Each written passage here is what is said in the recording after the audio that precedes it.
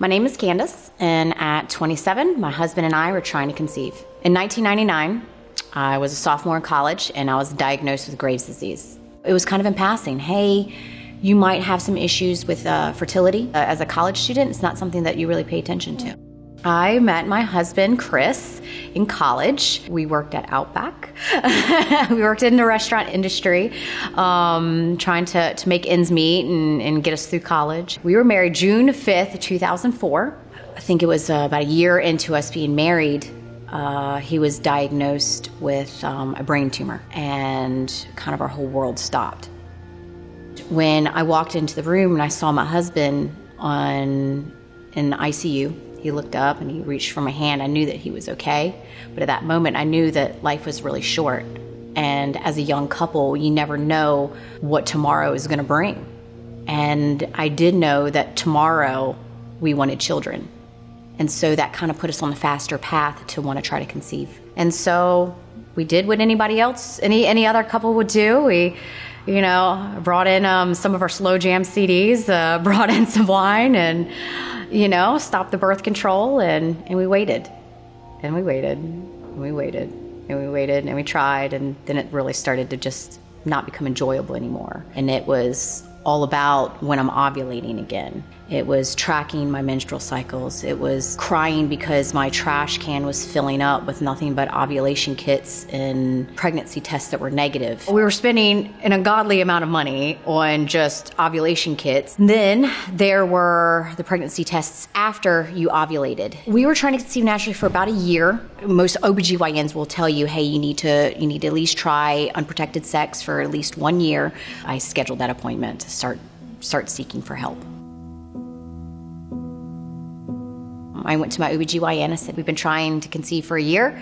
We've had absolutely no success. I think we did about 2 or 3 rounds of Clomid right out the gate. And then after that, I wasn't responding to it. And then she started with an IUI protocol, which is intrauterine insemination. It is basically they take the male sperm, they separate the semen from the actual sperm, and then they inject it into the woman's uterus.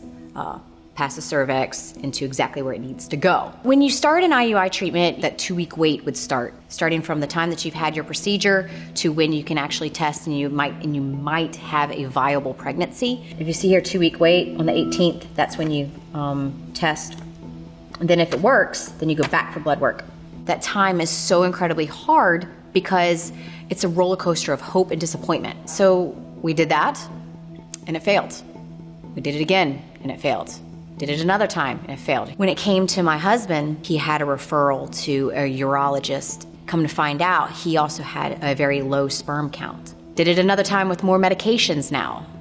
That failed. And we ended up doing 6 IUIs, all ending up in failure, all with my OBGYN, when I probably should have been going to a fertility specialist at the time. Thankfully, our OBGYN, she said, hey, I think this is a good time to stop. We need to move forward with more aggressive treatment. We need to send you to a fertility clinic. And you need to see what's called an REI, which is a reproductive endocrinologist. We finally got that consult, and we met with our doctor. Everything that I had done at our OBGYN was pretty much scrapped. He said, we're going to start over again because I need fresh eyes on this. And they were checking for patency in my tubes with the hysterosalpingiogram. What they do with an HSG is they actually shoot dye into your fallopian tubes to see if they're blocked. They also were testing my husband again. Comes to find out, we were given a 5% chance of being able to conceive naturally on our own, and that's not a really good percentage. The next approach, our fertility doctor at the time said, okay, we need to kind of move forward with IVF, which is in vitro fertilization. So that's what we did. And what they're doing is they're trying to make your body produce as many egg follicles as possible so that they can have the best chances at fertilizing as many eggs as they possibly can. They picked the best of his boys, the best of my eggs, and they injected the sperm in each one. and that's what created an embryo. So you start ramping up your medication protocol. You start taking these wonderful estrogen patches. Usually you ramp up with like 1, and then you all of a sudden have like 3 or 4 on your abdomen, and that's a lot of estrogen. Then you take vaginal estrogen called estrace. Then you take other medications which are injectables. You're injecting them into your stomach daily. I think at one point I had up to about 4 to 5 shots a day. My husband was my shooter. You have to take these shots at a specific time every day.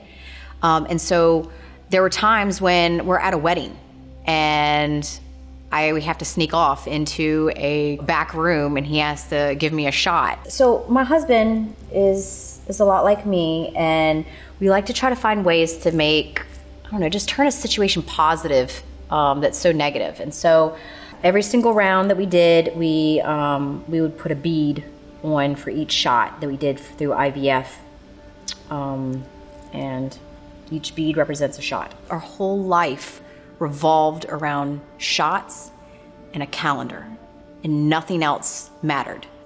We would pay anywhere from $3,000 to $5,000 just on medications, and that's no insurance. It's out of pocket. And then you go into the actual IVF round, and that averages anywhere from $10,000 to $15,000. So September 2010, we had our first IVF treatment. You go into the OR and you go under general anesthesia. We went in there just beaming with hope. It's supposed to work. All this money, the thousands and thousands of dollars that we just spent, this is going to work. 2 weeks later, and a lot of tests, we get a phone call. I'm really sorry, it didn't work. Come back when you're ready and we'll talk about, next steps. We knew that there was a probability that the first IVF wouldn't work. We kind of knew that it may take a couple rounds, but we did have a lot of hope thinking that it was gonna work for us. And when it didn't work, it was crushing. Our fertility specialist said, you know what? We're gonna look around. I'm gonna do an exploratory surgery, kind of see if something's going on that I just missed. And so I had what's called a hysteroscopy. They went in, took an endometrial biopsy. So they just took a little sample to test my uterine lining to maybe see why is nothing implanting. What he found is there's a few polyps, which is, it's not normal, but it's an easy thing to remove. So he removed that. Took a sample and noticed that I had a light film on the lining of my uterus. He removed that, and we were able to move forward with our second IVF. So then February 2011, we tried again, which failed.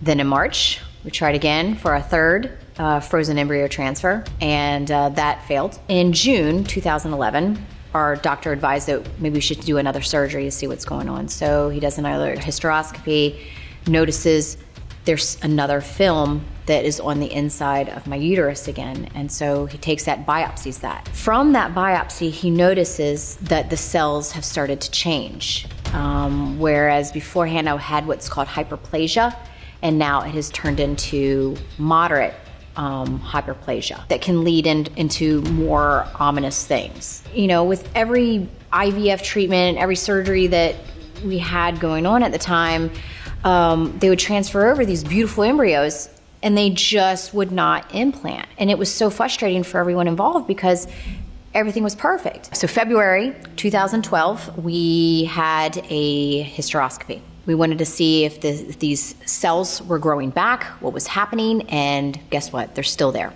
and they're getting worse, and they're progressing. So my hyperplasia started to become more complex, and our fertility clinic started to be a little bit more concerned. My oncologist and my REI really worked together to try to come up with a plan. They were like, look, we want to try to make you a mother, but we're looking here at this window and it's not looking good.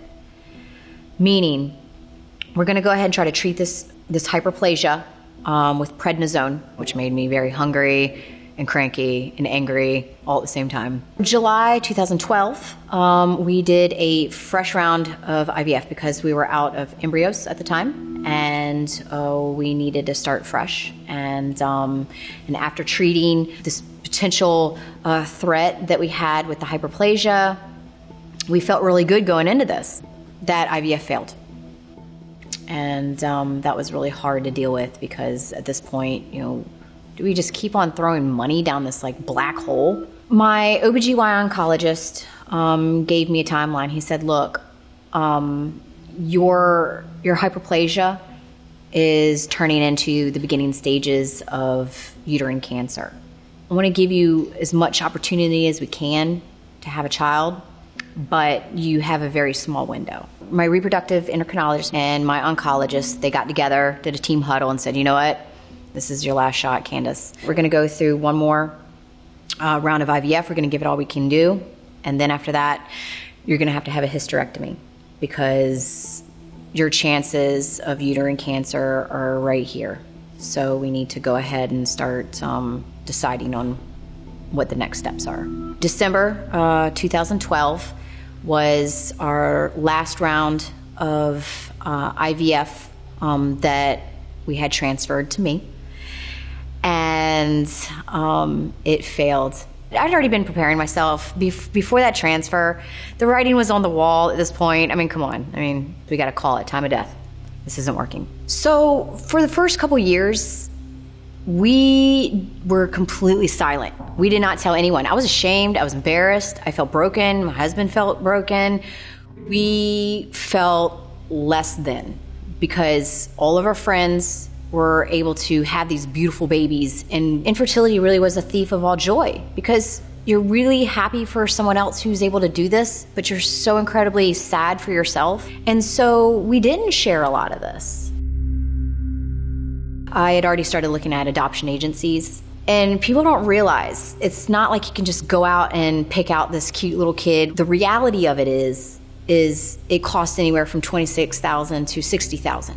At that point, we were like, okay, we're adopting. This is happening. But that was really difficult, and that was a very angry time in my life because we would make awesome parents, and we are getting drilled. We have to fill out all this paperwork, stacks of paperwork like you wouldn't even imagine. And then we are putting every single bit of our life under the microscope. I had to ask questions about my intimacy life when I was in college. Why? I have no idea, because frankly, it was none of their business. The adoption process, although it was a really angry stage in my life, was actually one of a time where I could actually breathe again, because it moved from no longer if, but when we would be parents. And I could actually start thinking about a nursery. There were some opportunities that did come up. And we once had a birth mom come up to us and say, hey, I'm looking to place my child. And we want to place my child with you and your husband. And subsequently, it didn't work out because she miscarried. And during all of that, we started fundraising because at this point, we had already exhausted all of our funds for treatment. In that quest, we had a friend of mine, her little sister had been a gestational carrier, and she saw a post on social media about us fundraising for an adoption.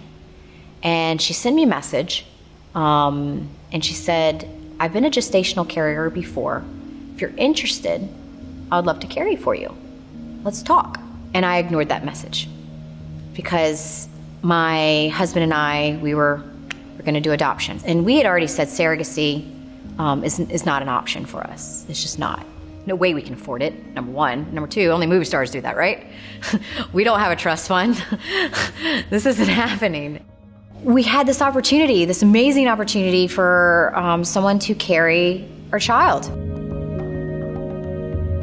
From our previous fresh cycle, way back in July 2012, we had embryos. And even though we had multiple IVF rounds after that, we had 2 remaining embryos that were frozen. Let's do this. And so we were able to fundraise a fair amount, actually, to move forward with our surrogacy. We had a surrogate, and we now needed to resource a lawyer who specializes in reproductive law. You still have to pay for all of the testing that is involved for the gestational carrier. And then you have to pay for testing for her spouse, because everybody has to do what's called social disease testing at the very beginning. So we have to do testing, my husband and I, even though we have embryos. They have to do testing because we're going to be transferring biological matter over. And then they also have to do a psychological exam. We have to do a psychological exam as well.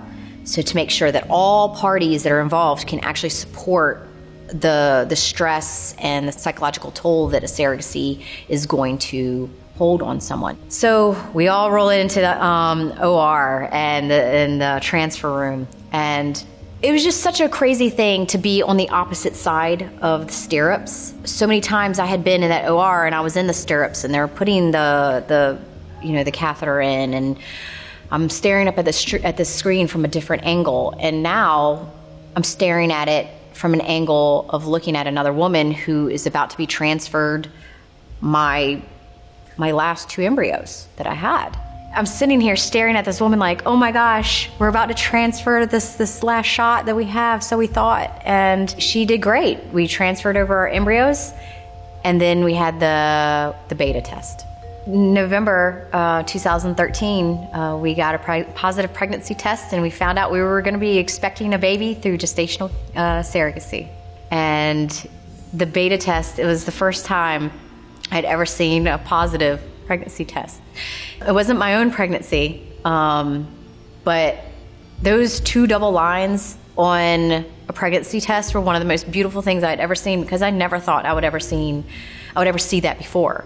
And it's amazing, and it's hard because I'm buying maternity clothes for another woman, and I never was able to go into a maternity section.